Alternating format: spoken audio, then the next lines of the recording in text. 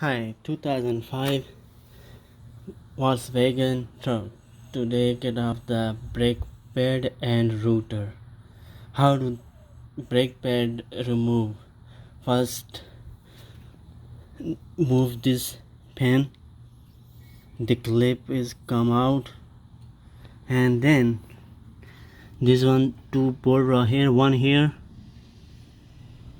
one here, and when is or you can move this one too because give it hard for the open this one bolt, and this one you can get out this one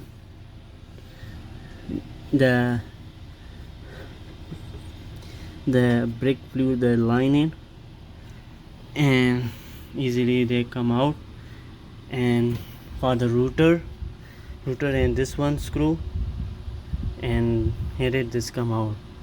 2005 Volkswagen Troubleshooting, and